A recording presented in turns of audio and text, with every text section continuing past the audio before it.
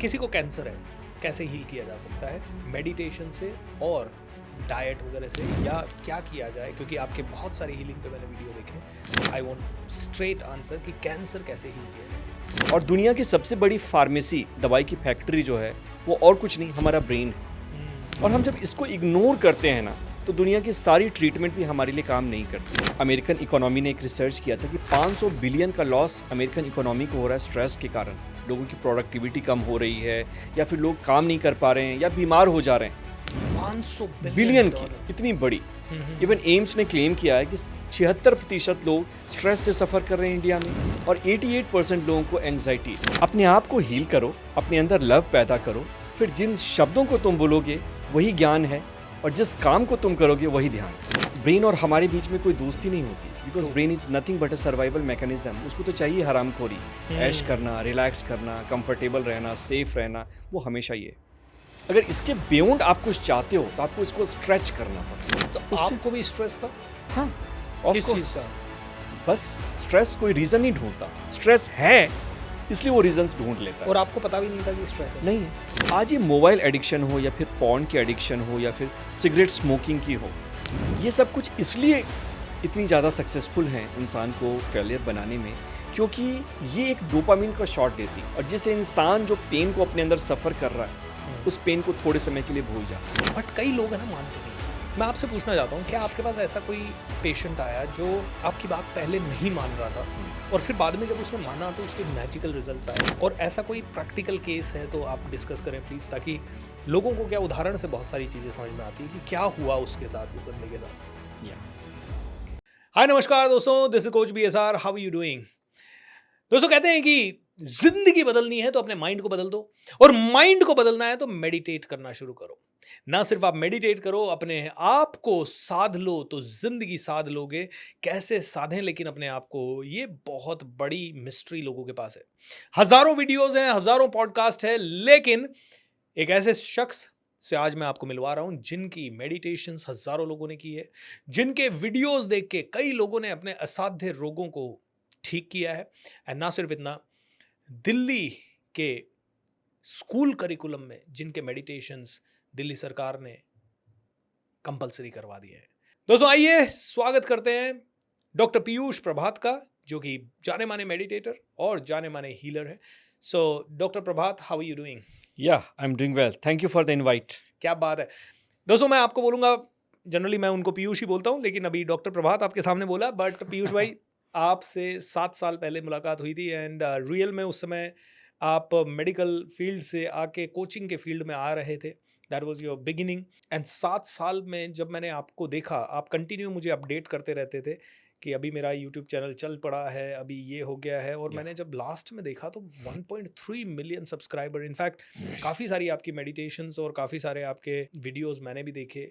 Even मैंने उनमें से कुछ चीज़ें ली, लोगों को भी सिखाई। I must tell you, congratulations. Thank you, it matters a lot. So कैसा चल रहा है आपका सब कुछ अभी? या ऑल इज गोइंग वेल, आप लोगों की ब्लेसिंग्स से। पीयूष सर, सीधा मुद्दे पे आते हैं ताकि ऑडियंस को वैल्यू मिल सके, क्योंकि हमारी कैजुअल बातें तो होती रहेंगी। श्योर। किसी को कैंसर है, कैसे हील किया जा सकता है? मेडिटेशन से और डाइट वगैरह से, या क्या किया जाए? क्योंकि आपके बहुत सारे हीलिंग पे मैंने वीडियो देखे। आई वांट स्ट्रेट आंसर कि कैंसर कैसे हील किया जाए। ओके, आपने बड़ी सवाल पूछा। पहली चीज़ तो मैं ये कहना चाहता हूँ स्टार्ट करने से पहले, कि मेरा उद्देश्य मेडिकल साइंस से कोई कन्फ्लिक्ट पैदा करना नहीं है। हमें दोनों को फॉलो करना है। मैं चाहता हूँ कि जो मेडिकल की एडवाइस है, कीमोथेरेपी है, रेडियोथेरेपी है, आप उसको ना रोकें। लेकिन मैं सबसे बड़ा इस पे पॉइंट करना चाहता हूँ कि हमारे अंदर भी एक हीलर बैठा है जो जी। किसी भी बीमारी को ठीक कर सकता है। और दुनिया की सबसे बड़ी फार्मेसी, दवाई की फैक्ट्री जो है वो और कुछ नहीं, हमारा ब्रेन है। और हम जब इसको इग्नोर करते हैं ना, तो दुनिया की सारी ट्रीटमेंट भी हमारे लिए काम नहीं करती है। करेक्ट। अब आ जाते हैं कैंसर पे। कैंसर तो एक बहुत बड़ी डिजीज़ है, लेकिन किसी भी बीमारी को हील करने के लिए पहली चीज़ जो ये है, वो हमें ये समझनी पड़ेगी कि कोई भी बीमारी हमारे अंदर से हील हो सकती है। और दूसरा, कि जो बीमारी है उस बीमारी को हम ही पैदा करते हैं। उदाहरण के लिए अगर हम कैंसर की बात करें, तो कैंसर में सेल्स का ग्रोथ बढ़ जाता है। N/C रेशियो, जो न्यूक्लियस है उसमें जो है प्रोलिफरेशन, DNA का जो है वो बढ़ जाता है। और इसके कारण कॉन्टैक्ट इनहिबिशन, सेल्स के पास एक ऐसा मैकेनिज्म है जिससे कि जब वो प्रोलिफरेट करते हैं तो आसपास के जब सेल से टकराते हैं, टच करते हैं, तो एक मैसेज जाता है कि आप प्रोलिफरेशन को बंद करो। तो ये सारी मैकेनिज्म खत्म हो जाती हैं, इसके कारण कैंसर पैदा होता है। अब समझने वाली बात यह है कि अगर कैंसर पैदा हमारी बॉडी करती है तो हम कैंसर को रोक भी सकते हैं। बहुत सारे ऐसे कैंसर हैं चलो जिनका जेनेटिक बेसिस है, लेकिन जीन्स के पास भी एक खासियत है। एपिजेनेटिक्स कहता है कि हमारे अंदर अगर कैंसर पैदा करने वाले जीन भी हैं तो हमारे अंदर कैंसर को सप्रेस करने वाले जीन भी हैं। लेकिन जब इनका इम्बैलेंस हो जाता है हमारी बॉडी में तो फिर बॉडी जो है डिजीज्ड होने लगता है, बीमार होने लगता है। तो सबसे पहली चीज़ जो हमें करनी है वो करना है कि कैंसर के होने का वेट ना करें, क्योंकि कैलेमिटी में हर कोई एक्शन लेता है। लेकिन सबसे बेस्ट टाइम ये है कि हम अपने वेलनेस को प्रमोट करना शुरू करें। ओके तो वेलनेस को प्रमोट करने का मतलब है कि अभी से ही हम मान के चलें कि फ्यूचर में हमें कुछ भी हो सकता है, इसलिए मेकिंग श्योर कि अपनी हेल्थ का ध्यान रखें। बिल्कुल करेक्ट। तो उसके बेस्ट 3 या 4 चीज़ें आप क्या सजेस्ट करते हैं? पहली चीज़ तो हमें ये समझना पड़ेगा कि हमारे बॉडी में बहुत सारे सिस्टम्स हैं। कार्डियोवैस्कुलर सिस्टम है, गैस्ट्रोइंटेस्टाइनल सिस्टम है, रिप्रोडक्टिव सिस्टम है। इन सब में बहुत सारे ऑर्गन्स भी हैं। इन ऑर्गन्स के बीच में एक समझ है, एक अंडरस्टैंडिंग है, ये एक फैमिली, परिवार है जी। और ये सिस्टम दूसरे सिस्टम के साथ एक कोऑर्डिनेशन में है, डांस में। अगर मान लो एक परिवार में 10 सदस्य हैं, आपस में लड़ते हैं, तो क्या कोऑर्डिनेशन खराब नहीं होगा? बिल्कुल होगा। और यहीं से बीमारियों की शुरुआत होती है।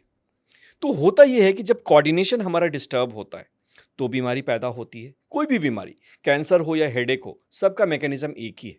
और दूसरी सबसे बड़ी बात है कि स्ट्रेस। करेक्ट। आज स्ट्रेस, अमेरिकन इकोनॉमी ने एक रिसर्च किया था कि 500 बिलियन का लॉस अमेरिकन इकोनॉमी को हो रहा है स्ट्रेस के कारण। लोगों की प्रोडक्टिविटी कम हो रही है, या फिर लोग काम नहीं कर पा रहे हैं, या बीमार हो जा रहे हैं इसके कारण। 500 बिलियन की इतनी बड़ी। इवन एम्स ने क्लेम किया है कि 76% लोग स्ट्रेस से सफर कर रहे हैं इंडिया में, और 88% लोगों को एंजाइटी है। My God. अब ये समझने वाली बात है कि this is a body mind complex. ये शरीर और मन जुड़ा हुआ है। अगर माइंड में कुछ चेंज हुआ तो बॉडी को सफर करना पड़ता है, और बॉडी में अगर कोई परेशानी है, कोई पेन है, तो आपने देखा होगा आप कॉन्सेंट्रेट नहीं कर पाते, रिलैक्स नहीं कर पाएंगे। करेक्ट। तो सबसे पहली चीज़ ये है कि हमें अपने माइंड को हील करना पड़ेगा, और उसका सबसे पहला स्टेप है स्ट्रेस को कम करना। ट्रू। छोटी छोटी चीज़ें हैं, हमें लगता है कुछ बड़ा चमत्कार करना पड़ेगा, नहीं। हमें कुछ सिंपल स्टेप्स लेने पड़ेंगे जिससे हमारे बॉडी में स्ट्रेस कम हो। जैसे स्ट्रेस कम होगा, बॉडी की जो एनर्जी उस दुश्मन से लड़ने में जा रही थी, जो दुश्मन है ही नहीं, पता नहीं कल बॉस क्या कहेंगे, अगर मेरी गाड़ी का एक्सीडेंट हो गया तो, पता नहीं ये छत ही गिर जाए तो, this are nothing but the habit of negative thinking, जो कि स्ट्रेस पैदा कर रहा है। एक ऐसा टाइगर क्रिएट कर रहा है जो है ही नहीं। एब्सोल्युटली। और जो दुश्मन है तो हम तो उससे लड़ सकते हैं, लेकिन जब दुश्मन है ही नहीं तो उससे लड़ाई कैसी? इससे हमारी वो लाइफ एनर्जी बर्न हो रही है उस दुश्मन से लड़ने में जो है ही नहीं। और ये अवेलेबल नहीं है गैस्ट्रोइंटेस्टाइनल सिस्टम के लिए, रेस्पिरेटरी सिस्टम के लिए, हार्ट के लिए। और उस कंडीशन में आपको भी पता है, कोई भी सिस्टम, आपके पास भी मर्सिडीज है, मर्सिडीज हो या कोई भी कार हो, उसके लिए फ्यूल की जरूरत पड़ती है। कोई भी सिस्टम बिना फ्यूल के काम नहीं कर सकता, और energy is the fuel of body. और जब ये सारी एनर्जी अवेलेबल नहीं रहती हमारी बॉडी के लिए तो शरीर में इनकोऑर्डिनेशन होता है। Wow, this is so insightful. मैं कहूँगा कि जो आपने स्टैटिस्टिक्स बताए कि इकोनॉमी का लॉस हो रहा है हर साल सिर्फ अमेरिका में, only for because of stress. And I think ये तो उन्होंने सिर्फ ऐसे ही अंदाजा लगाया होगा। एक्चुअल में स्ट्रेस के कारण मैंने तो ये ऑब्जर्व किया है कि एक आदमी जो ऑफिस जाता है वो नॉट मोर देन 3 आवर्स का प्रोडक्टिविटी दे रहा है, मतलब 70% उसका प्रोडक्टिविटी कम आ रहा है। बिल्कुल। And I think it's really creating a big problem for every house hold. ये तो देश की इकोनॉमी तो चलो ठीक है, पूरी देश को फर्क पड़ रहा है, लेकिन परिवारों की इकोनॉमी आप देखिए कितने लोग स्ट्रेस हैं, और उनके कारण उनके बच्चे ज़्यादा नेक्स्ट लेवल पे नहीं जा पा रहे, क्योंकि stressful mind is not able to think clear. इससे पहले कि मैं आपके साथ और दूसरा कोई ऐसा सवाल पूछूं जो कि लोगों के लिए बहुत ज़्यादा वैल्यूएबल है, इस समय हमारे लिए ये जानना बहुत इंपॉर्टेंट है कि पीयूष जी की जर्नी क्या रही, कैसे वो इस फील्ड में आ गए, और कैसे उनके अंदर ये पैशन आया कि मैं हज़ारों लोगों की हील कर दूं, उनको मेडिटेशन सिखा दूं। How did you really get into this? हमारा एक सब्जेक्ट है PSM, जो फर्स्ट ईयर में चालू होता है मेडिकल करिकुलम में, और 3rd ईयर तक रहता है, और उसको कहते हैं प्रिवेंटिव एंड सोशल मेडिसिन। उसका एक ही उद्देश्य है कि आपको बीमारियों से बचाना, कैसे हम अपने शरीर को बीमारियों से बचा सकते हैं। हम्म, लेकिन दुर्भाग्य की बात यह है कि आज पूरा का पूरा मेडिसिन या तो सर्जिकल चीज़ों में बीमारी होने के बाद क्या कर सकते हैं उस पर काम करता है, और हम इस पे एनर्जी नहीं देते कि बॉडी की जो मैकेनिज्म है, सेल्फ हीलिंग मैकेनिज्म है, या फिर प्राइमोर्डियल प्रोटेक्शन, कि कुछ लाइफस्टाइल में चेंजेस करके हम बहुत सारी बीमारियों को कॉम्बैट कर सकते हैं, भगा सकते हैं। तो जब मैंने इन चीज़ों को देखा, फिर मैंने मास्टर्स की ऑर्थोपेडिक सर्जरी में, और मैंने देखा कि फ्रैक्चर के पेशेंट्स मेरे पास आते थे, मैंने उनको फिक्स किया और बोला कि अब बेटा तेरी सर्जरी हो गई, आज से तुम चलने लगे, अपना कॉन्ट्रैक्ट खत्म। और वो कहता है कि आपने हड्डी को तो जोड़ दिया, लेकिन मेरे रिलेशनशिप में जो फ्रैक्चर हुआ उसको कौन हील करेगा? जो मेरी नौकरी चली गई, जो मेरा कॉन्फिडेंस टूट गया, उसको कौन जोड़ेगा? तुमने हड्डी की जोड़ के तो मुझे खड़ा कर दिया, लेकिन मेरी जिंदगी जो टूट गई है, who will unite and heal that fracture? और फिर वहीं से मैंने देखा कि life is a holistic thing, और इसके लिए मुझे कुछ करना पड़ेगा। क्योंकि कहते हैं ना कि फिर मेरे पास पावर नहीं था, मैं जॉब में था जहाँ पे हार्डली मुझे 1.25 लाख 1.5 लाख रुपए मिलते थे, and it was very challenging. और कहते हैं कि अगर आपके दिल में लव हो, मार्टिन लूथर किंग कहते हैं, love without power is helpless. एक माँ है जिसके पास सिर्फ लव है, वो हेल्पलेस है, अपने बच्चे को क्या दूध देगी और क्या उसके लिए कुछ खरीदेगी। And power without love is ruthless, जो कि पॉलिटिशियंस कर रहे हैं, जो कि बिजनेसमैन कर रहे हैं, अपना घर भर रहे हैं। मुझे बहुत अच्छी लगी ये line, love without power is useless, power without love is ruthless. क्या Yes. बात है, सच अ ब्यूटीफुल वन। या तो ये चीज़ जब मुझे समझ में आई, तो मुझे लगा कि इस नौकरी से रिज़ाइन करना सबसे बेस्ट डिसीजन होगा, और कुछ ऐसा करना पड़ेगा जो कि मेरे टैलेंट को भी जस्टिफाई करता है, और जिसके सारे मैं हज़ारों लाखों लोगों के दिल को छू सकता हूँ। और मैंने सिर्फ 2 चीज़ें सीखी। मैंने बस एक सवाल खुद से पूछा कि कैसे ऑर्डिनरी आदमी एक्स्ट्रा ऑर्डिनरी परफॉर्म करते हैं, okay, how ordinary people do extra ordinary. तो इसके लिए मुझे 2 चीज़ें समझ में आई। पहले तो हमारे पास एक पावरफुल माइंड होना चाहिए, लेकिन सिर्फ पावरफुल माइंड होना ही इंपॉर्टेंट नहीं, क्योंकि ये बहुत लोगों के पास है। इससे आप अच्छा बिजनेस बना लोगे, अच्छी कार ले लोगे, अपने लिए सब कुछ ले लोगे, लेकिन आप इसके सहारे कभी हैप्पीनेस नहीं खरीद सकते, इसके सहारे रिलैक्स्ड नहीं हो सकते। दलाई लामा कहते थे ना कि अगर आपके पास 100 फ्लोर की बिल्डिंग है और आपके पास सारी सुख सुविधाएं हैं, लेकिन अगर आप दिल से खुश नहीं हो, तो आप सिर्फ उस खिड़की की तलाश करोगे जिससे आप नीचे जंप कर सको। हाँ, so one is power of mind, and second is love in the heart. ये इंसान को कंप्लीट करता है, ये इंसान की लाइफ को मीनिंग देता है, क्योंकि आफ्टर ऑल लाइफ में सक्सेस का एक ही डेफिनेशन है कि जब आप अंतिम समय अपने बेड पे हों, तो मरते समय आपके चेहरे पे एक स्माइल हो कि यार इस जिंदगी में कुछ करके जा रहे हैं। एब्सोल्युटली। तो मैंने इन चीज़ों पे काम करना शुरू किया कि कैसे अपने माइंड को पावरफुल बना सकते हैं, उसके साथ साथ अपने माइंड को शांत भी कर सकते हैं, कैसे हम रिलैक्स कर सकते हैं, अपने दिल में लव पैदा कर सकते हैं, कैसे हम कुछ बड़ा सोच सकते हैं, कैसे हम कुछ ऐसा क्रिएट कर सकते हैं जो कि लाइफ में बैलेंस लाए, ईज लाए, रिलैक्सेशन लाए। और ये जो भी अटेम्प्ट है, एफर्ट है, लर्निंग है, और जो मेरा काम है, ये इसी को डेडिकेटेड है। क्या बात है, कमेंडेबल। क्योंकि आप डॉक्टर हैं, डॉक्टर बनने के लिए आदमी इतना मेहनत करता है, इतने साल पढ़ाई करता है, उसके बाद जाके उसे वो डिग्री मिलती है, और आपने वो जॉब छोड़ के आज आप ह्यूमैनिटी के लिए काम कर रहे हैं। You are touching so many lives.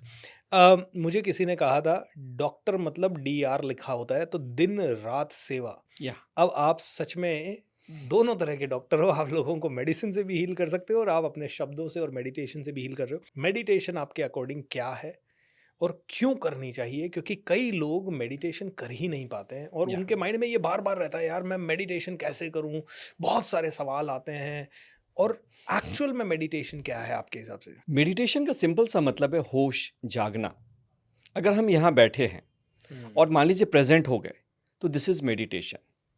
एक कहते हैं ना कि लाइफ में जो प्रॉब्लम्स हैं, जो चैलेंजेस हैं, जो बीमारियां हैं, they are nothing but illusions. अगर मान लो कि आप नींद में हैं, सपना देख रहे हैं कि लड़ाई हो रही है, आपको मारने वाले हैं, और अचानक से नींद खुल जाती है, तो क्या होता है?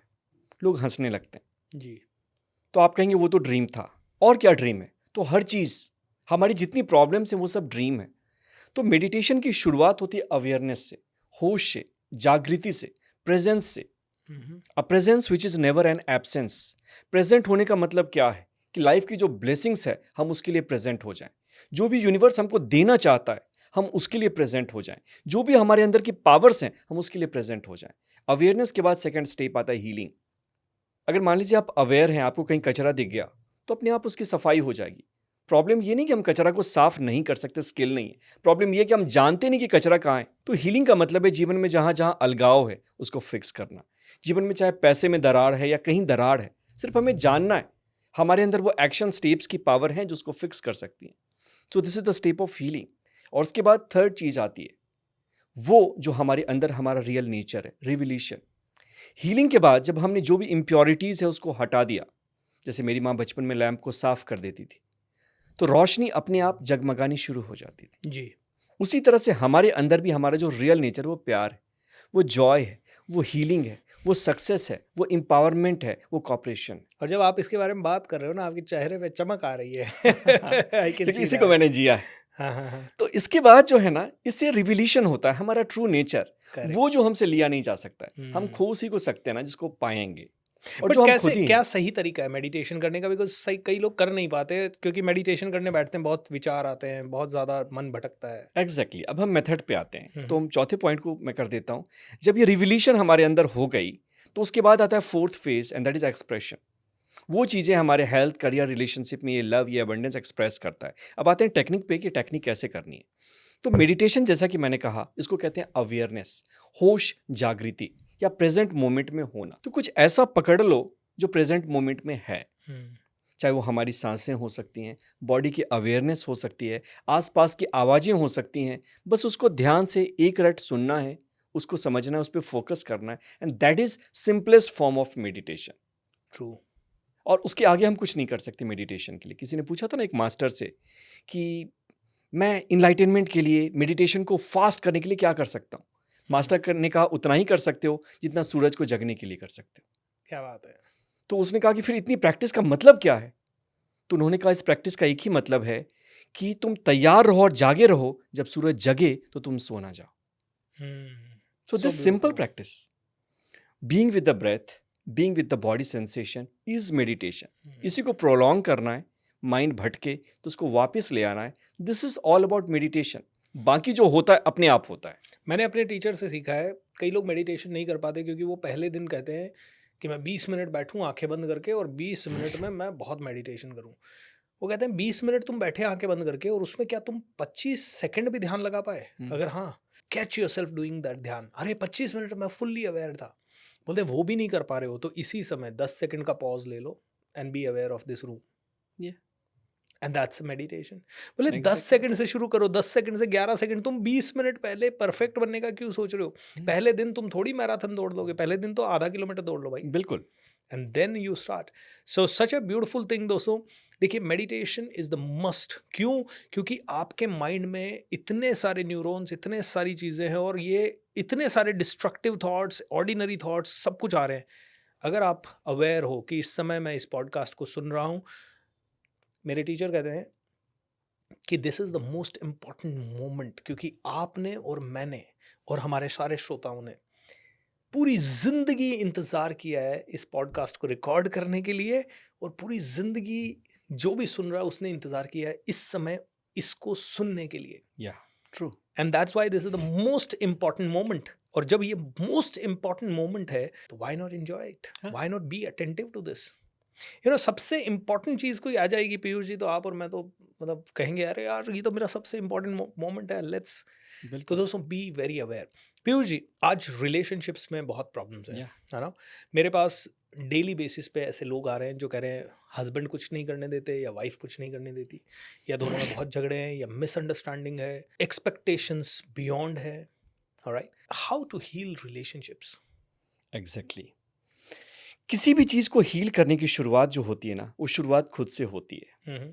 लुइस एल्हे एक बार गई थी रिलेशनशिप को हील करने के लिए, जब उनका पैटर्न ठीक नहीं हो रहा था तो सॉन्ड्रा रे की वर्कशॉप में वो जाती हैं और वहाँ उन्होंने शुरुआत इससे करी कि अपने रिलेशनशिप को पेरेंट्स से हील करो। जो तुम्हारा खुद के साथ रिलेशनशिप है वही रिलेशनशिप बेसिस बनता है जो फ्यूचर के रिलेशनशिप में, चाहे वो मनी के साथ हो या पार्टनर के साथ हो, उसके लिए। तो पहला स्टेप ये है कि रिलेशनशिप में ऐसा नहीं कि मिसअंडरस्टैंडिंग है या सामने वाला बदतमीज है या सामने वाला समझ नहीं रहा। सबसे बड़ी प्रॉब्लम ये होती है कि there is lack of connection. और लैक ऑफ कनेक्शन क्यों है? Because there is lack of interest. और लैक ऑफ इंटरेस्ट इसलिए है क्योंकि हमारे दिल में प्यार नहीं। और जब हमारे अंदर प्यार नहीं है तो बाहर कैसे तो हम दिखेगा? दूसरों को प्यार कैसे दे सकते हैं? और जब दूसरों को प्यार नहीं देंगे तो यूनिवर्सल लॉ कहता है जो आप देते हो वही वापस आता है। यूनिवर्स देता नहीं लौटाता है, तो फिर आपको भी प्यार नहीं मिलता।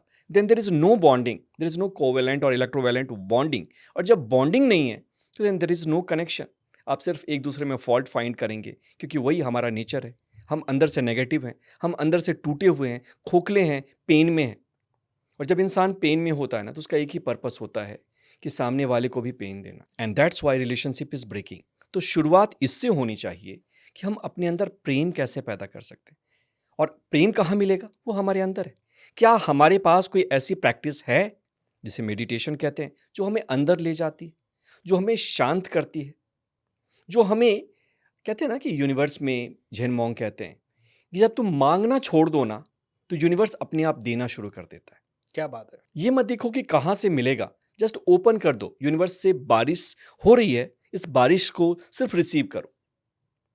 अवेयर बनो, अपने आप को हील करो। फिर जिस शब्द को तुम बोलोगे वही ज्ञान है, जिस काम को तुम करोगे वही ध्यान है। वापस से बोलिए, बहुत अच्छी लगी मुझे ये लाइन।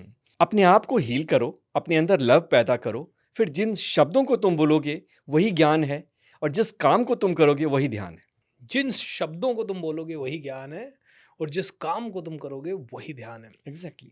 यही ओशो कहते हैं कि जाग जाओगे तो सब कुछ सवेरा हो जाएगा। जाग के काम करो, होश पूर्वक। दारू भी पीना होश पूर्वक Yeah. पियो, and that can also be a meditation. जब बात करते हैं प्यार की, आज एक ऑर्डिनरी आदमी, एक औरत या हस्बैंड कहता है, मैं दिन भर घर वालों के लिए कमा रहा हूँ, फिर भी इनको क्यों नहीं दिखता मेरे अंदर प्यार। एक औरत कहती है, मैं सुबह से लेके बर्तन मांज रही हूँ, कपड़े धो रही हूँ, बच्चे संभाल रही हूँ, दादा दादी की सेवा कर रही हूँ, बर्तन खाना बना रही हूँ, और उसके बाद भी मेरा हस्बैंड कहता है कि मैं प्यार नहीं करती। एक ऑर्डिनरी आदमी तो मानने को ही तैयार नहीं है कि वो गलत है, यस। और उसके दिल में प्यार नहीं है। एक बहुत अच्छा सवाल आपने पूछा, जो सबकी प्रॉब्लम है। देखिए, प्रॉब्लम ये है कि हम जिन चीज़ों को लाइफ में ढूंढ रहे हैं, ये गलत नहीं है डिमांड्स। चाहे रेस्पेक्ट ढूंढ रहे हैं, प्यार ढूंढ रहे हैं, अप्रिशिएशन ढूंढ रहे हैं, लेकिन प्रॉब्लम ये है कि हम गलत जगह से ढूंढ रहे हैं। कोई इंसान वो नहीं दे सकता जो कि उसके पास नहीं है। वो सामने वाला खुद ही अप्रिशिएशन और लव के लिए भूखा है, और हमने उससे शादी कर ली कि वो मुझे कंप्लीट करेगा। एक भिखारी दूसरे भिखारी को भीख नहीं दे सकता। ओशो की लाइन। ट्रू। तो सबसे बड़ी बात यह है कि जो एक्सपेक्टेशन हम कर रहे हैं, जो रिस्पेक्ट हम कर रहे हैं। मेरी क्लाइंट थी, अमेरिका की थी, वहाँ पे डाइवोर्स और ये सेपरेशन बहुत कॉमन है। उनके अंदर ये पैटर्न बन गया था कि उनके 6-7 रिलेशनशिप टूट चुके थे। When she came to me, कि बोली कि मैं नए रिलेशनशिप को अट्रैक्ट करना चाहती हूँ, क्या ये संभव है? मैंने बोला अट्रैक्ट तो करोगे, लेकिन उसके साथ भी वही होगा जो बाकियों के साथ हुआ है। क्योंकि तुम इसलिए अट्रैक्ट करना चाहती हो क्योंकि वो रिलेशनशिप तुम्हें कंप्लीट करेगा। मैं कहता हूँ पहले खुद को कंप्लीट करो, खुद के अंदर प्यार को ढूंढो, उस प्यार को रेडिएट करो। ऐसे पार्टनर को अट्रैक्ट करोगे जो कि सच में प्यार के लिए परफेक्ट है, and then you will become complete too. क्या बात है। मुझे ये बताइए कि जैसे कई सारे लोग कहते हैं कि सर मुझे तो अपनी ज़िंदगी में बहुत पैसा कमाना है, और मैंने ये पढ़ा है कि पैसा लोग इसलिए नहीं कमा पाते क्योंकि उनके माइंड में ब्लॉकेजेस रहते हैं। कौन सी मेडिटेशन करें, या किस तरह से अपने माइंड के उन ब्लॉकेजेस को खोलें ताकि पैसा भी आ जाए? क्योंकि हमने रिलेशनशिप पे बात करी, हमने बॉडी की हीलिंग, कैंसर की हीलिंग पे बात करी, पैसे के ऊपर बात करना मेरे को ज़रूरी लगता है क्योंकि लोगों की बहुत बड़ी नीड है ये। क्या बात है, बिल्कुल। देखिए, हमारा ब्रेन 3 लेयर्स का बना हुआ है। इसमें सबसे बाहर है नियोकॉर्टेक्स, और उसके अंदर है मैमिलियन ब्रेन, और उसके अंदर है रेप्टिलियन ब्रेन। और डिफ़ॉल्ट रूप में जो सबसे ओल्ड ब्रेन है ना, वही एक्टिव है, और इसका मेन पर्पस है हमें सिक्योर रखना, सेफ रखना। तो हमें वो कुछ ऐसा करने ही ना दे जिसमें खतरे की चांस हो, या जिसमें हम अनकंफर्टेबल फील करें। लेकिन नियोकॉर्टेक्स, जिसके पास आइडियाज़ है, इंट्यूशन है, पावर है, शक्तियाँ हैं, कुछ क्रिएटिविटी है, ये तभी जागृत होती है जब हम इसके लिए एफर्ट लेते हैं। तो सबसे बड़ी बात यह है कि इंसान नॉर्मल ही एक मीडियोकर लाइफ इसलिए जीता है क्योंकि वो फियर में, वो अपने रेप्टिलियन ब्रेन से काम कर रहा है। ओके। तो सबसे बड़ी बात यह है कि कुछ रेगुलर प्रैक्टिसेस आपको करनी पड़ेगी, चाहे वो ब्रेथ वर्क है, चाहे वो मेडिटेशन है, चाहे वो किताबें रीडिंग है, जो कि ब्रेन को स्ट्रेच करती हैं। क्योंकि जब हम ब्रेन में कुछ नए आइडियाज़ देते हैं, तो नए आइडियाज़ हमारे ब्रेन को एम्पावर करते हैं। ट्रू। लेकिन एक सबसे बड़ी दिक्कत आज ये है कि अफर्मेशंस, विजुअलाइजेशन काम नहीं करती हैं। लोग अक्सर ऐसा कहते हैं, और उसका रीज़न क्या है? उसका सबसे बड़ा रीज़न ये है कि हम सीड्स तो डाल रहे हैं, लेकिन सीड्स अगर पत्थर पे गिर जाए तो क्या होगा? सीड्स कभी भी पेड़ नहीं बनेगा। करेक्ट। तो हमारे अंदर जो वाइब्रेशनल सॉइल है, जो माइंडसेट है हमारा वो उसके लिए तैयार नहीं है। तो सबसे पहले हमें अब एक ऐसा ब्रेन तैयार करना पड़ेगा जिसमें हमारा नियोकॉर्टेक्स एक्टिव है, करेक्ट। जो हमें डराता नहीं है, जो हमें इंस्पायर करता है, जो हमें पावर देता है, जो नए आइडियाज़ को वेलकम करता है, जो एक्साइटमेंट में मजा लेता है, जो कि फेलियर को एक्सेप्ट करता है, जिसके पास पॉजिटिव पर्सपेक्टिव है कि असफलता सिर्फ ये सिखाती है कि सफलता का प्रयास पूरी ताकत के साथ नहीं किया गया। Correct correct correct. और जब हम इस तरह के माइंडसेट को प्रिपेयर करते हैं by meditation, by visualisation, by right circle, by right habits, then automatically हम अनकंफर्टेबल होने के लिए तैयार हैं। और फिर हमारा माइंड हमें इंस्पिरेशन देता है, वो ताकत देता है जिससे पैसा क्या किसी भी गोल को अचीव किया जा सकता है। एब्सोल्यूट। सो आप कहना चाहते हो कि सबसे पहले आपने कहा कि माइंड स्ट्रांग होना चाहिए। Yeah. तो ये माइंड स्ट्रांग ये एक ऑर्डिनरी आदमी को समझ में नहीं आता क्या, what do you mean by strong mind? क्योंकि किताबें बहुत लोग पढ़ते हैं बट सभी लोग सेम किताब पढ़ के सेम रिजल्ट नहीं ला पाते। पॉडकास्ट बहुत लोग सुनते हैं, ट्रेनिंग बहुत लोग अटेंड करते हैं, लेकिन सभी लोग हर चीज़ नहीं ला पाते। तो how do you really create that strong mindset? आपने जो भी चीज़ें बताई वो सब लोग सब कर रहे हैं, फिर भी माइंड स्ट्रांग नहीं हो रहा। कोई कोई आदमी मेरे साथ 10-10 साल से ट्रेनिंग में जुड़ा हुआ है लेकिन 10 साल से वहीं पे है। कोई कहेगा कि ट्रेनिंग बेकार है क्या, लेकिन कई ऐसे लोग हैं जो 6 महीने पहले जुड़े 30,000 रुपये महीने पे थे, आज 3 लाख रुपए महीने पे हैं, या 30 लाख रुपए महीने पे भी है कई लोग। क्या चीज़ है? कैसे एक बिल्कुल आम आदमी की बात कर रहा हूँ जो जिसका एवरेज आईक्यू है, what should be the journey? या सबसे पहली चीज़ ये हमें समझना होगा कि न्यूरोसाइंस कहता है एट एनी मोमेंट या तो ब्रेन हमारा गुरु है या हम ब्रेन के गुरु हैं। याद रखिएगा, ब्रेन और हमारे बीच में कोई दोस्ती नहीं होती, because True. Brain is nothing but a survival mechanism. उसको तो चाहिए हरामखोरी, ऐश करना, रिलैक्स करना, कंफर्टेबल रहना, सेफ रहना, वो हमेशा ही है। अगर इसके बियॉन्ड आप कुछ चाहते हो तो आपको इसको स्ट्रेच करना पड़ेगा। Correct correct correct. पहली चीज़ ये है, मेरे मेंटर ने हमेशा सिखाया था, if you are not stretching you are not growing. Absolutely. Exercise करो या कुछ भी करो, अगर स्ट्रेच नहीं कर रहे हो तो ग्रो नहीं कर रहे हो। और जितना ज़्यादा आप खुद को स्ट्रेच करोगे उतना ही ज़्यादा आप अनकंफर्टेबल होगे और उतना ही ज़्यादा आप ग्रो करोगे।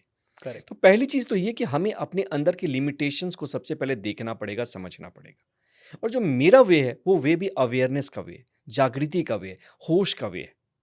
क्योंकि मैं ये मानता हूँ कि लोगों को गड्ढे से कैसे बचना है इसको सिखाने की ज़रूरत नहीं। लोगों को सिर्फ लाइट की ज़रूरत है, रोशनी की ज़रूरत है। आप एक कमरे में गए सर और आपने एक रस्सी उठा ली, अचानक लाइट आती है और आपने देखा ये सांप है, तो क्या ये बताने की ज़रूरत है कि ऐसे हाथ झटको, ऐसे हाथ को खोलो, ऐसे फेंको? नहीं, अपने आप हो जाएगा। अपने आप वो हो जाएगा। तो हमें सबसे पहले अवेयर बनना पड़ेगा और प्रैक्टिस मेडिटेशन की या फिर जो भी चीज़ें जो आपको अंदर ले जाती हैं, जो भी आप करते हो, होपोनोपोनो, नाम अलग हैं लेकिन इन सब का कोर एक ही है, अवेयरनेस। ओके। उसके सहारे इतना होश डेवलप करना पड़ेगा कि हमारे अंदर क्या ऐसा है ब्लॉक जो कि हमें रोक रहा है। क्या हमारी नेगेटिव थिंकिंग है? क्या हम दिन भर डिप्रेस्ड फील करते हैं, सैड फील करते हैं, एंग्री फील करते हैं? या फिर हमारे अंदर से कोई ऐसी आवाज़ आती है अरे तुम तो कर ही नहीं सकते हो? This is habitual thinking pattern. कि हम इसको देख सकें, जान सकें। और जब हम इसको होश के साथ देखते हैं, there is a property in brain called metacognition. ये फ्रंटल लोब की एबिलिटी है जिसके सहारे कि हम जाग सकते हैं, होश में आ सकते हैं। और प्रेजेंस जब ब्रेन क्रिएट करता है ना, तो ये बाकी के न्यूरॉन्स को भी इंगेज कर लेता है, डिमांड करता है। जो बाकी के न्यूरॉन्स में जो सर्किट्स फंसे हैं कि वीकनेस के, बीमारी के, तो वो सर्किट्स टूटने शुरू हो जाते हैं। And then you have the whole neurons with full capacity to create something new, something great. अब आपने वीडिंग कर दी, अपनी न्यूरॉन्स के पावर को क्लेम कर लिया, अब नए कनेक्शंस बनाना है। इसके लिए ज़रूरी है सीडिंग की। आपको क्या चाहिए वो इमेजेस दीजिए। अब आप एफर्मेशंस करिए। अब आप उन इमेजेस को देखिए जिनको आप देखते हैं, जो आप चाहते हैं क्रिएट करना। उन लोगों से मिलिए जैसा आप बनना चाहते हैं। And automatically now the brain is receptive, now the brain is cooperative, now you have a brain that is workable, और फिर वो रिजल्ट लाएगा। एब्सोल्युटली। प्रॉब्लम ये है कि हमने एक ऐसे घोड़े पे सवारी करने का सोच रहे हैं जो घोड़ा हमारी बात ही नहीं सुनता, जो अड़ियल है। ट्रू। पहले उस पर लगाम लगानी पड़ेगी। तो पहला फोकस इंसान का, चाहे अमीर बनना है या हेल्दी बनना है या कुछ भी करना है, सबसे पहला फोकस ये होना चाहिए कि अपने आप को हील करना है, करेक्ट। अवेयरनेस लाना है। पहले मैं बहुत मोटा था, अगर 2 साल पहले की मेरी वीडियोस देखें, लेकिन जब अंदर से नीड पैदा हुई, समझ में आया, मैं जिम भी करता था, बॉस सब कुछ करता था और खाना भी कम खाता था, वेट लूज नहीं हो रहा था। फिर मेरे मेंटर ने कहा ये प्रॉब्लम है ही नहीं, तुम गलत जगह पे मेहनत कर रहे हो, पहले अपने ब्रेन पे मेहनत करो। उसका रीज़न है कॉर्टिसोल सिंड्रोम, स्ट्रेस। तो उससे आपको भी स्ट्रेस था? हाँ, ऑफ किस चीज़ कोर्स। का? बस स्ट्रेस कोई रीज़न नहीं ढूंढता, स्ट्रेस है इसलिए वो रीजंस ढूंढ लेता है। और आपको पता भी नहीं था कि स्ट्रेस है? नहीं है। In fact I can relate with it. एक समय था जब मैं वेट लूज करना चाह रहा था हम्म, और कर भी लेता था, हम्म, विल पावर से बहुत मेहनत करके कर लेता था। 6 महीने में, तीन वापस आ महीने में जाएगा। वापस आ जाता था। या एंड फिर लगता था यार ये क्या हो गया। रीज़न देता था कि ट्रैवल है ना इसलिए हो जाता है, होटल का खाना है ना इसलिए हो जाता है। लेकिन अब एक टाइम है जो पिछले 7-8 महीने से कंटिन्यूअसली वेट मेंटेन भी है, लूज भी हो रहा है, और I know where I will be in the next 6 months. अब हो जाता है क्योंकि वास्तव में जो बात कही गई कि गलत जगह पे मेहनत कर रहे थे इतने टाइम। या बॉडी पे मेहनत करोगे तो माइंड तो चाहता ही नहीं था। माइंड के पास आइडेंटिटी पड़ी है कि भैया तेरा तो वेट 96 किलो में, तू कंफर्टेबल है। वो आइडेंटिटी क्रैश कर दी? नहीं। अब माइंड पे मेहनत, माइंड को कह दिया भैया तेरी आइडेंटिटी ये है 81 kgs। अब धीरे धीरे वहाँ पहुँच रहे हैं। It's all mindset. एब्सोल्युटली। मतलब जो आप बता रहे हो ना, वो मुझे तो मतलब आई एम रियली रियली, क्योंकि मैं भी इसी फील्ड में हूँ, आपको पता है, हज़ारों लाखों लोगों को आज तक ट्रेन किया है। बट कई लोग हैं ना मानते नहीं हैं। मैं आपसे पूछना चाहता हूँ, क्या आपके पास ऐसा कोई पेशेंट आया जो आपकी बात पहले नहीं मान रहा था और फिर बाद में जब उसने माना तो उसके मैजिकल रिजल्ट्स आए? और ऐसा कोई प्रैक्टिकल केस है तो आप डिस्कस करें प्लीज़, ताकि लोगों को क्या उदाहरण से बहुत सारी चीज़ें समझ में आती है कि क्या हुआ उसके साथ, उस बंदे के साथ। या एक हमारी दुबई की क्लाइंट थी जो आती थी, स्टूडेंट ही हैं मेरी, अभी भी स्टूडेंट हैं इनफैक्ट। तो उनके लाइफ में बहुत सारी प्रॉब्लम्स हो रही थी, वो अपने बच्चे को टाइम नहीं दे पा रही थी, उनको कुछ एग्ज़ाम्स क्लियर करने थे, उनका जॉब बहुत चैलेंजिंग थी और लॉट्स लॉट्स ऑफ प्रॉब्लम्स थी उनकी लाइफ में। और वो कह रही थी कि पता नहीं मैं इसको कैसे हैंडल करूँगी, मुझे समझ नहीं आ रहा।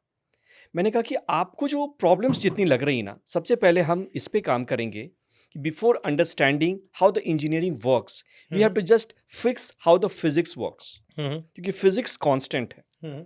इससे पहले कि हम पोइट्री लिखना सीखें, हमें सबसे पहले अल्फ़ाबेट्स को जानना पड़ेगा, उसको यूज़ करना पड़ेगा। करेक्ट। क्योंकि दुनिया में इंजीनियरिंग चेंज कर सकती है, शायरी चेंज कर सकती है, लेकिन अल्फ़ाबेट्स या फिजिक्स कांस्टेंट रहेगा। एब्सोल्युटली। तो आप जो समझ रहे हो ज़िंदगी इतनी नीरस है, परेशान है, बेकार है, ये ऐसा नहीं है। ये आपका ब्रेन आपको मैसेज दे रहा है, परसेप्शन चेंज कर रहा है कि you are in problem and you are stuck.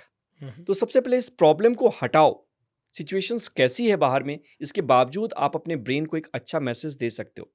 Correct. तो पहली बात यह है कि जब इंसान को आप ट्रुथ बोलो, तो हमारे अंदर कुछ ऐसा है जो सच्चाई को रिकॉग्नाइज कर लेता है। करेक्ट। ट्रुथ डिटेक्टर है। और जब ट्रुथ डिटेक्टर पता चल गया, तो उसके बाद जो भी आप इंफॉर्मेशन दोगे वो चीज़ें हो जाएंगी। दूसरा, मेरा जो अप्रोच था, वो मेरा अप्रोच इस पे कभी नहीं रहा कि how to fix the problem, कैसे अमीर बने, कैसे वेट लूज करें। मैं सिंपल ये कहता हूँ कि अगर हमारे पास बिल गेट्स आते हैं, अपनी मेमोरी को उन्होंने लूज कर दिया है, और वो कहते हैं कि मुझे भैया सिखाओ कि कैसे मैं सॉफ्टवेयर बना सकता हूँ, तो क्या मुझे इस पे फोकस करना चाहिए कि सॉफ्टवेयर कैसे बनाना है, या मुझे इस पर फोकस करना चाहिए कि उनको याद दिलाऊं कि वो कौन है? तो सेकंड चीज मैंने उनको याद दिलाया कि you have an intelligence with in, जो कि प्रॉब्लम को सॉल्व भी कर सकता है, जो कि आपको रास्ता भी दिखा सकता है, और जो कि आपको सेटिस्फैक्शन भी दे सकता है। Very true. So just connect to that intelligence, find the action steps, and focus more on relaxing, enjoying, and being happy. Wow. और इतना करना था। कुछ दिन मेडिटेशंस उन्होंने किया, जो प्रोसेसेस हैं उन्होंने किया। उसके बाद शी फाउंड कि मेरी लाइफ सिर्फ 3 चीज़ों के बारे में। पहली फैमिली, तो उन्होंने फैमिली को प्रायोरिटी रखी, और दूसरा है कि मैं खुश रहूं, और तीसरा है इम्पैक्ट। और मज़े की बात है कि इसके बाद उनकी इनकम 3 टाइम्स हो गई, और उन्होंने एक ऐसा एग्ज़ाम क्रैक किया जो कि वर्ल्ड में मतलब यूपीएससी लेवल का एग्ज़ाम है। It all happened once your mind is balanced, और जब आपको ये पता है कि आपकी प्रायोरिटी क्या है। एब्सोल्युटली। मैं हमेशा बिलीव करता हूँ कि जितने भी लोग स्पिरिचुअलिटी में होते हैं या स्पिरिचुअल होते हैं, उनके लिए मिरेकल्स अपने आप यूनिवर्स कभी ना कभी करता ही है, चाहे वो 10 साल बाद करे, 20 साल बाद करे, 5 साल बाद करे। ऐसा ही एक मिरेकल आपके साथ हुआ कि दिल्ली के एजुकेशन मिनिस्टर सिसोदिया साहब ने आपको बुलाया, आपकी मेडिटेशंस वगैरह सारी स्कूल्स में करवाई, और आज कंपलसरी करिकुलम का पार्ट है। ये मिरेकल के बारे में थोड़ा आप शेयर करेंगे, और ये चीज़ें अगर आप हमसे बात करेंगे तो दे विल ऑल्सो नो कि पीयूष प्रभात जी की मैजिक क्या है। दरअसल ये शुरुआत इस समय से हुई थी कि जब मैं स्ट्रेस में रहता था अपने जॉब में, इन सब चीज़ों में मेरे पास कोई तरीका नहीं था।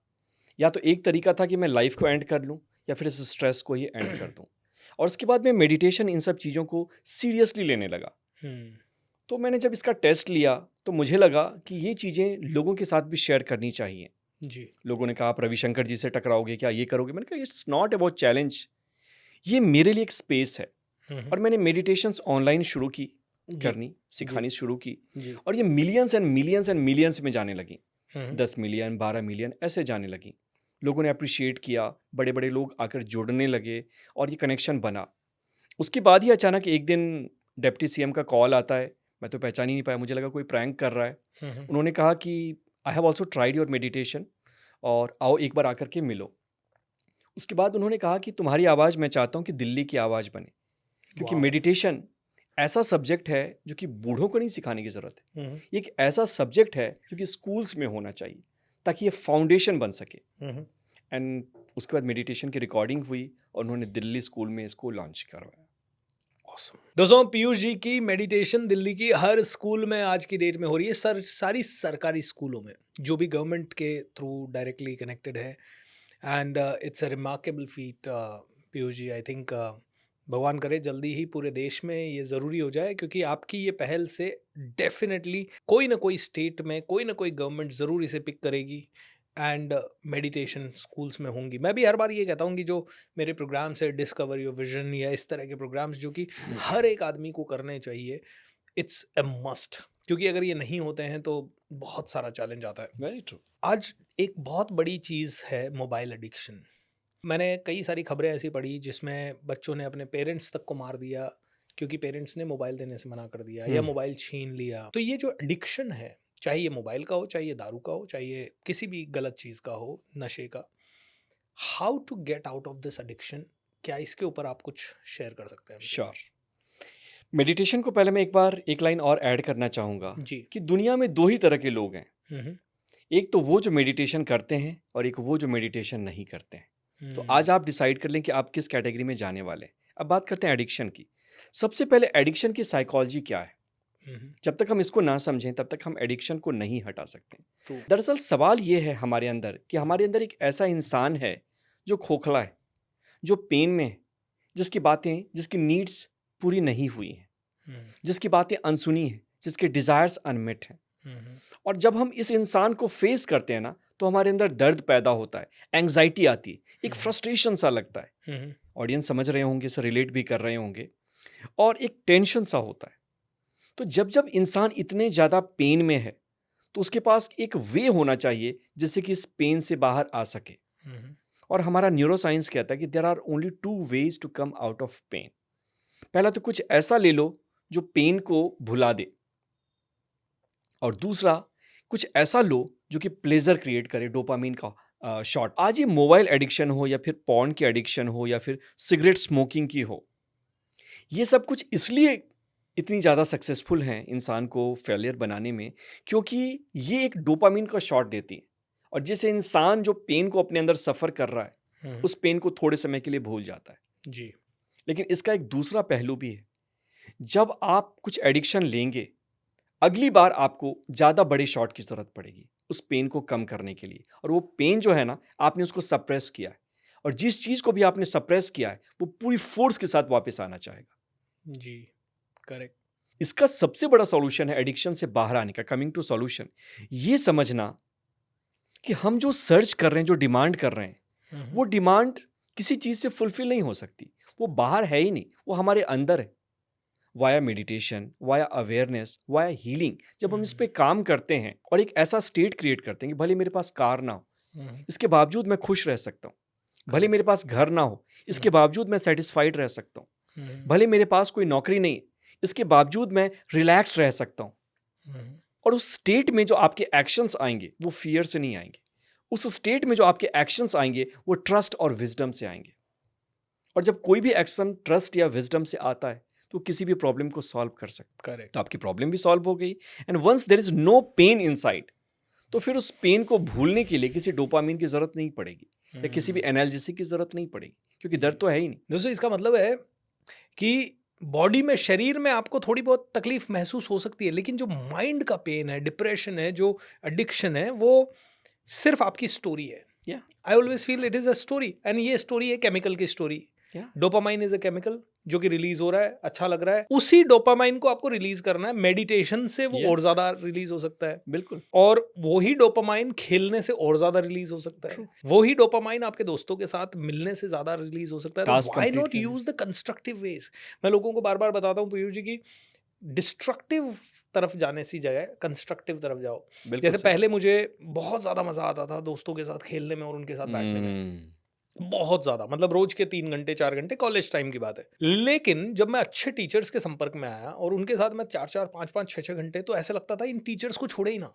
और वो कहते थे बुक्स पढ़ो, फिर बुक्स को ना छोड़े, और वो जो रस मिल रहा था, अरे यार कुछ भी कर सकते हो, नंबर 1 बन सकते हो. फिर वो कल अलग अलग स्टोरियाँ, किसी ने क्या किया, गौतम बुद्धा ने ऐसा किया, स्वामी विवेकानंद ने, उनमें ही इतना ज्यादा डोपामाइन रिलीज होने लगा कि आज अगर कोई मुझे कहे कि किताब पढ़ो या दोस्तों से मिलो, तो मैं कहूंगा किताब पढ़ो. बिकॉज किताब में जो पढ़ा वो जिंदगी भर मेरे काम आएगा. दोस्तों से मिला हुआ मस्ती करेंगे, एंजॉय करेंगे, डेफिनेटली वो इंपॉर्टेंट है. मैं नहीं कह रहा हूँ कि लीव योर फ्रेंड्स, बट मैं हमेशा कहता हूँ कि you need to choose which burner to keep burning. कहते हैं कि वो 4, मेरे टीचर हमेशा कहते थे 4 बर्नर थ्योरी. काम का बर्नर है, दूसरा आपकी हेल्थ का बर्नर है, तीसरा फैमिली का है, चौथा फ्रेंड्स का है. एक समय में एक ही जल सकता है, कौन सा जला के रखोगे आपके Yes. ऊपर है. तो मैं कहता हूँ 30 दिन है, 30 दिन में से फ्रेंड्स के दिन डेफिनेटली आप 3 दिन रखो, बट 27 दिन आपके काम का, आपकी ग्रोथ का बर्नर जला के रखो. It's a beautiful theory which I liked. So Piyush ji, आपकी फेवरेट बुक्स कौन सी हैं? मेरी फेवरेट बुक है think and grow rich, obviously mindset के लिए. जी. हैप्पीनेस, स्वामी निरंजनानंद सरस्वती, इनकी बहुत सारी बुक्स हैं जिनको Correct. मैं पढ़ता हूँ. उसके अलावा मैंने जैन फिलॉसफी की कुछ किताबें पढ़ी हैं. एग्जैक्टली नाम मैं नहीं बता सकता. तो पावर ऑफ सबकॉन्शियस माइंड. तो ये कुछ ऐसी किताबें हैं जो कि आपको रूट्स बताती हैं, बेसिक्स बताती हैं. करेक्ट. जैसे कि मैंने बोला ना, किसी ने एक कोट कहा था कि अगर सिर्फ दुनिया से स्ट्रेस को ख़त्म कर दो तो पता नहीं कितने भी बिलियनियर हैं वो बैंकरप्ट हो जाएंगे. क्योंकि जो भी दारू की, इंटरटेनमेंट की, पॉर्न की, ये सब जितनी इंडस्ट्रीज़ हैं वो सिर्फ एक चीज़ पर टिकी हुई हैं, अनहैप्पीनेस.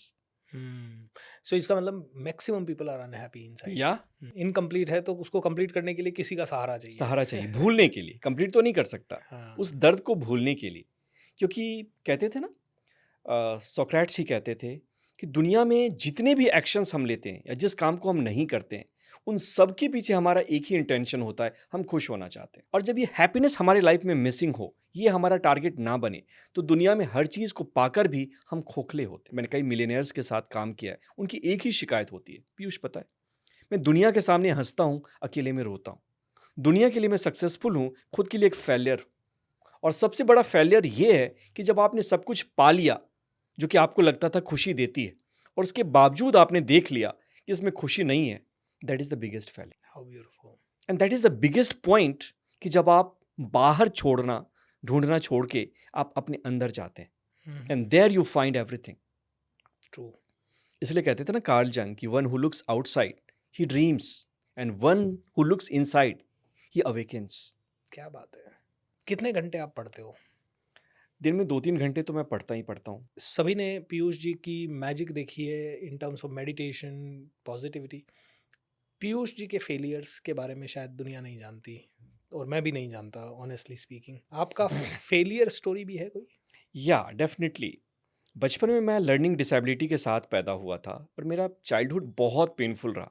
बच्चे मेरे साथ नहीं खेलते थे. कई बार तो उनकी माँ ये कह के भगा देती थी जब मैं जाता था, बेटे आपके साथ कोई खेलना नहीं चाहता, आप क्यों आ जाते हो मुँह उठा के. It was so painful to me. और इससे जब आपकी सेल्फ स्टीम डाउन होती है, इट्स टू पेनफुल. तो how did you overcome that? मेरे मेंटर्स मिले, उन्होंने कहा कि कोई तुम्हारे साथ नहीं खेल सकता है, लेकिन कोई तुमसे ये राइट नहीं ढूंढ सकता कि तुम अपने साथ क्या करते हो. तुम्हारा टाइम तुम्हारे पास है, तुम इसके साथ रहो, and you are not wrong, you are just different. एक सिंपल माइंडसेट का शिफ्ट. और चूंकि मेरे पास टाइम था तो मैं कुछ मोटिवेशनल किताबें, कहानियों की किताबें, विवेकानंद की किताबें, ये सब पढ़ना शुरू किया मैंने. उसी समय मेडिटेशन की भी थोड़ी बहुत आदत लगी. लेकिन जब एक बार हैबिट लग जाती है ना, तो कहते हैं हैबिट ऐसी चीज़ है जिसको आप बनाते हो और वो आपके लाइफ को बनाती है. तो धीरे धीरे ओवर पीरियड ऑफ टाइम्स चीज़ें इंप्रूव होती गई, कम्युनिकेशन बेटर होते गया, सारी चीज़ें अच्छी होती गई. तो धीरे धीरे गाड़ी बढ़ी और धीरे धीरे मैंने उसको ओवरकम कर लिया. और जब आप ओवरकम कर लो कुछ बड़ी चीज़ को, तो आपके अंदर एक पेशेंस आ जाता है, एक पावर आ जाता है कि इससे वॉस तो कुछ हो ही नहीं सकता, इससे बुरा क्या होगा। और जब इतना बुरा आपने देख लिया है तो कुछ बड़ा सोचते हो। जी। तो हमारे टाइम में लोग, हमारे दोस्त ये सोचते थे कि टीटी कैसे बनना है, रेलवे में कैसे घुसना है। तो मैंने सोचा कि यार मेडिकल के लिए क्या होता है। तो उसमें बस 2000 सीट होती है और 5 लाख स्टूडेंट एग्जाम देते हैं। मैंने कहा कि यार सफल ही होना है अगर, तो कुछ बड़ा करके गिरा जाए। तो मैंने उस पर पढ़ाई करनी शुरू की और उस पर किया। फर्स्ट अटेम्प्ट में फेल हुआ, सारे लोगों ने मजाक उड़ाया, लेकिन दूसरे अटेम्प्ट में मैं पास हो गया। Wow. And I got a government seat. और उसके बाद फिर मैंने आगे की भी पढ़ाई करी कि आगे देखते हैं कि आगे आखिर क्या है। बट उसके बाद ये समझ में आई चीज़ें कि मेरा पैशन कुछ और है, और जो मेरी नीड है, जिस काम को मैं कर रहा हूँ, ये काम मुझे बूढ़ा कर रहा है, परेशान कर रहा है और बीमार कर रहा है। तो मुझे कुछ ऐसा करना पड़ेगा। मेडिकल साइंस में आप होके आपने जॉब की, एंड एक डॉक्टर भी ऐसा सोच सकता है कि मुझे ये नहीं करना है, ये हजम कम होता है थोड़ा। नहीं, करता हूँ, मैं उस काम को भी करता हूँ, लेकिन 50% से ज़्यादा अटेंशन मैंने इस कामों को दिया है कि कैसे लोगों को हील कर सकते हैं, उनकी लाइफ को बेटर कर सकते हैं, उनके माइंड को रिलैक्स कर सकते हैं और उनको बेटर कर सकते हैं। बहुत सारे लोगों को पीयूष जी आज की डेट में सुसाइडल थॉट्स आते हैं। क्या कभी आपको भी कोई सुसाइडल थॉट आया है, और अगर आया है तो how did you deal with it? बचपन में आया था, उस समय में जब रिजेक्शन मिलती है, जब आपको कोई ना समझ पाए, पेरेंट्स भी ना समझ पाएँ, तो उस समय थोड़ा बहुत आया और सीवियर पेन था, लो सेल्फ स्टीम, ये सब सारी चीज़ें थी। But I am thankful to my mentors, जिन्होंने सिखाया कि जीवन में ना जितना आगे बढ़ोगे, जो लोग कुछ बड़ा करना चाहते हैं, उनके एग्ज़ाम्स जो गॉड लेता है ना, वो भी बड़े तंदुरुस्त होते हैं। तो इस रिवर ऑफ चेंज को तुम्हें क्रॉस करना पड़ेगा। दुनिया में कुछ नहीं है, सिर्फ एक्सपीरियंसेस हैं, और इन एक्सपीरियंसेस को तुम कैसे जीते हो ना, ये डिसाइड करता है कि तुम्हारी लाइफ कैसी होगी। और यही मेरे मेंटर्स ने भी मेरे माइंड में डाला था कि तुम्हारी लाइफ सिर्फ तुम्हारी नहीं, ये हज़ारों उन लोगों की प्रेयर्स है जिनके जीवन में कुछ तुम उजाला ला सकते हो। और वो तभी कर सकते हो जब तुम अपने गिफ्ट्स को खोलो, उस पर वर्क करो। गिफ्ट से मुझे याद आया, एक बहुत प्यारी बुक है जिसका नाम ही गिफ्ट है।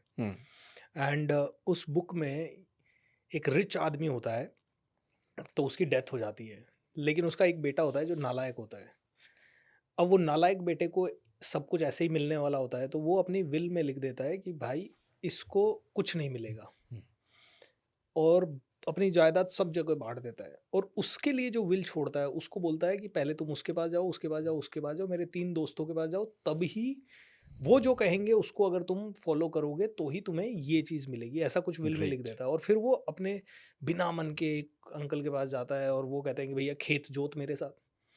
वो 2 महीने तक खेत जोतता है पागलों की तरह, क्योंकि उसको वो करोड़ों की जायदाद चाहिए। और 2 महीने बाद वो फिजिकली स्ट्रांग हो जाता है, मेंटली स्ट्रांग हो जाता है, खेत जोतना सीख जाता है, फसल उगाना सीख जाता है। फिर वो दूसरे अंकल के पास जाता है, वो उनके पास बहुत बड़ी लाइब्रेरी होती है, बोलते हैं सारी बुक्स पढ़नी है तुम्हें, ये पढ़ोगे तो ही तुम्हें आगे की मिलेगी। सारी बुक्स पढ़ लेता है तो बड़ा नॉलेज आ जाता है।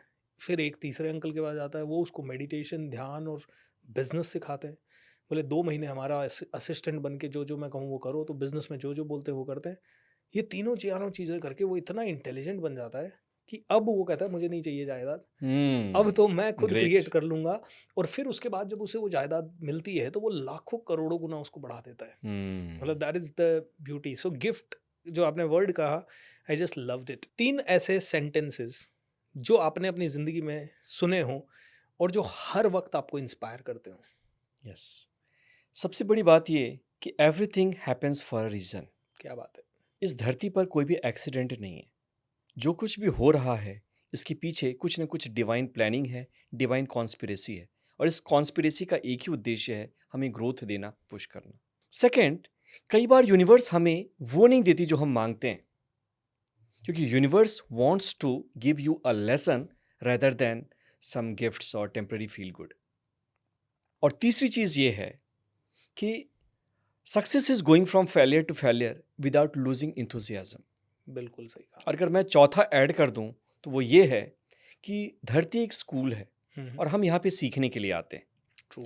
जितना ज़्यादा हम लाइफ से भागेंगे, उतने ज़्यादा लेसन्स अनलर्नड रह जाएंगी।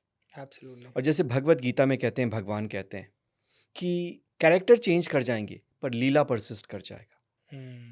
तो जब हम स्टक स्ट्रेट की बात करते हैं, या रिलेशनशिप में एक ही ड्रामा बार बार होता है, या करियर में वही चीज़ बार बार रिपीट होती है, इसका रीज़न ये है कि we are not willing to learn. तो हमें लाइफ को डीपली देखना पड़ेगा, समझना पड़ेगा, और ये समझना पड़ेगा कि this is a learning place.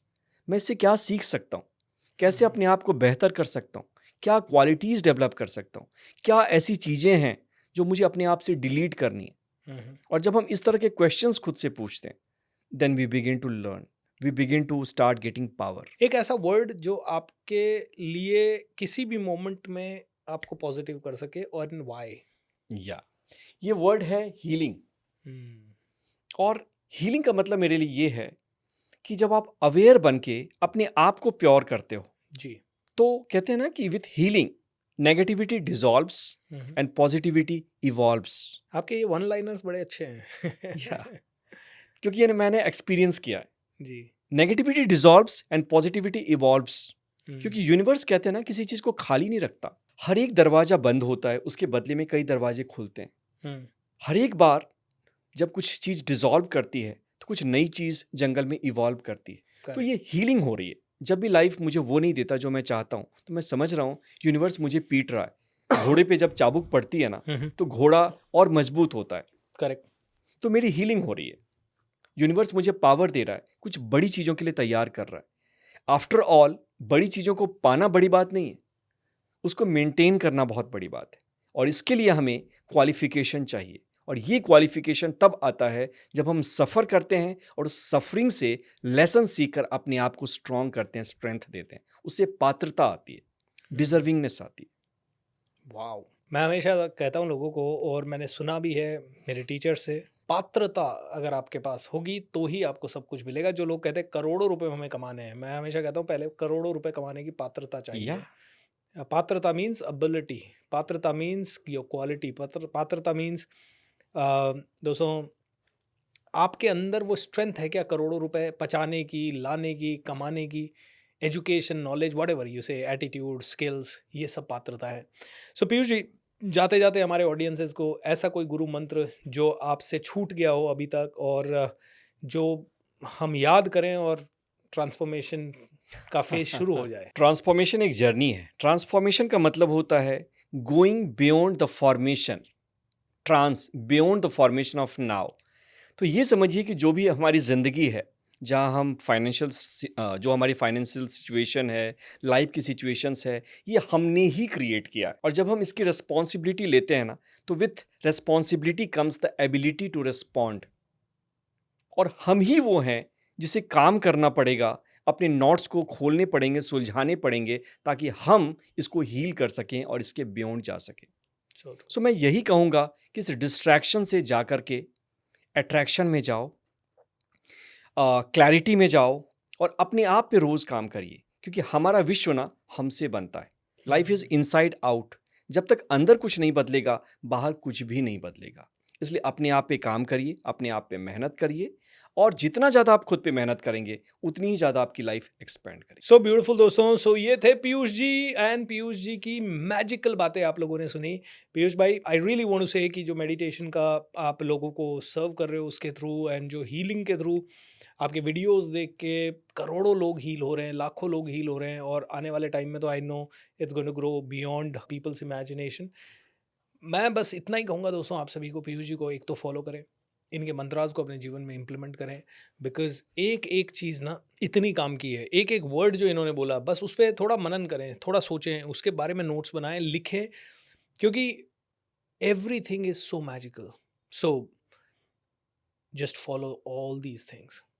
अगर ज़रूरत पड़े तो इस पॉडकास्ट को सेव करके रखें, ज़रूरत पड़े तो लोगों के साथ शेयर करें, बट शेयर करें ना करें, थोड़ा सा ध्यान दें, आपकी ज़िंदगी में मेडिटेशन और उजाला और जागृति ज़रूर आएगी। पीयूष भाई, thank you so much for coming to this thank you for having me. I really appreciate your time, Yeah, it energy. matters a lot. I really enjoyed it. मुझे नहीं पता था कि 7 साल पहले की ये मुलाकात हमारी इतनी अच्छी दोस्ती में रहेगी। दोस्तों आप भी पीयूष जी को फॉलो करें उनके यूट्यूब चैनल पे, उनके सारे डिटेल्स मैं इस वीडियो के नीचे शेयर कर दूंगा। मेक श्योर दैट आप में से हर एक आदमी मेडिटेशन तो ज़रूर करें, क्योंकि आपका माइंड ही आपकी ट्रू एसेट है। चैनल को सब्सक्राइब करें, एंड ज़्यादा से ज़्यादा लोगों के साथ शेयर ज़रूर करें। Lots of love, bye bye, and thank you.